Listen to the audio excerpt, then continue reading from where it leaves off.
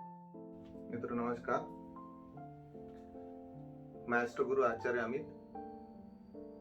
पिछले कई दिनों से हम सिग्नेचर एनालिसिस पर बात कर रहे हैं, उन पर वीडियो भी डाले हैं, कुछ शॉर्ट्स भी डाले हैं। इंस्टा पर यूट्यूब पर आप मुझे फॉलो कर सकते हैं।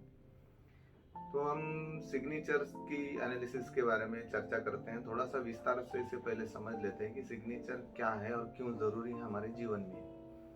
तो देखिए, सिग्नेचर जो होती है वो आपके व्यक्तित्व का आईना हम उसे बोल सकते हैं। जब आप कहीं पे सिग्नेचर करते हैं तो उससे ये पता चलता है कि आपका एटीट्यूड कैसा है, आपका वर्किंग स्टाइल कैसा है, आपका कॉन्फिडेंस कितना है। ये सब चीजें आप सिग्नेचर से सामने वाला आपकी जान सकता है। उस पर से वो गेज भी कर सकता है आपके करंट अफेयर्स के बारे में। तो इन चीजों का महत्व होने की वजह से तो आपको सिग्नेचर पर ध्यान देना चाहिए। तो हम सिग्नेचर तीन प्रकार से देखते हैं, एक लॉन्ग टेल, मीडियम टेल और एक शॉर्ट टेल। तो आज हम बात करेंगे लॉन्ग टेल के बारे में। लॉन्ग टेल सिग्नेचर जनरली जो होती है वो पूरी सिग्नेचर हम उसे बोल सकते हैं, या एक सीमित दायरे के बाहर जाने वाली सिग्नेचर आप उसको बोल सकते हैं, जिसे हम लंबी भी बोल सकते हैं सादी भाषा में। तो ये जो सिग्नेचर होती है ये बहुत ही वाइड एंगल से व्यक्तित्व को उभारती है। अब इन सिग्नेचर्स का मैं डिटेल्स देने की बजाय जो इस तरह की सिग्नेचर में बैठते हैं या जो इस तरह की सिग्नेचर करते हैं उन लोगों के अगर मैं यहाँ नाम लूँ तो आप बाकी का उनका सब व्यक्तित्व आप समझ पाएंगे। तो हम कुछ नाम यहाँ लेते हैं जो इन लॉन्ग टेल सिग्नेचर्स में आते हैं। अब सबसे पहले नाम अगर लेना चाहे तो वो नाम आएगा, आप मतलब पूरा भारतवर्ष या पूरा वर्ल्ड उनको जानता है, वो है स्वामी विवेकानंद जी। इनके व्यक्तित्व, उनके उनके वर्किंग स्टाइल और बाकी चीज़ों को तो आप सभी जानते हैं।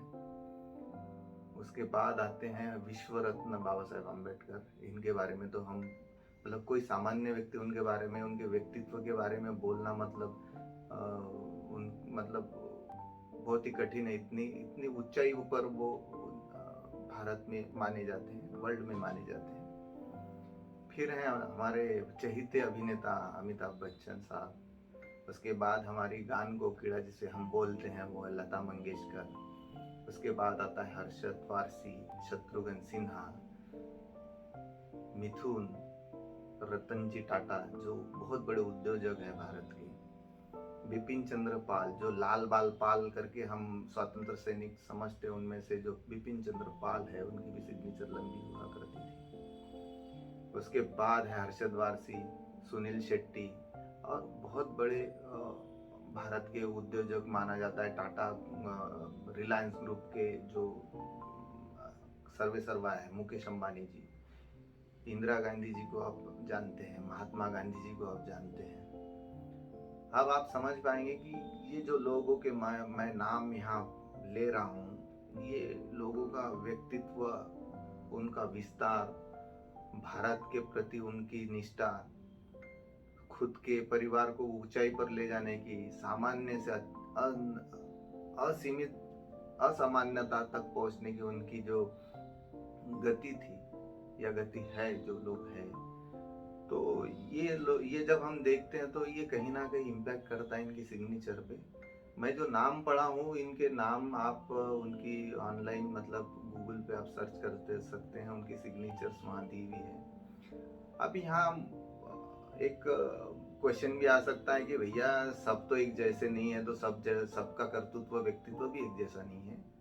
तो मेन चीज यहीं पर आती है कि सिग्नेचर एनालिसिस करते समय जब हम देखते हैं कि भाई ये व्यक्ति यहाँ गया, वो व्यक्ति वहाँ गया, उसने वहाँ ऊंचाई पाई, तो उनके जो वर्डिंग्स है, उनके जो लिखने का तरीका है, सिग्नेचर करने का तरीका है, उनकी स्टाइल है, उनका प्रेशर है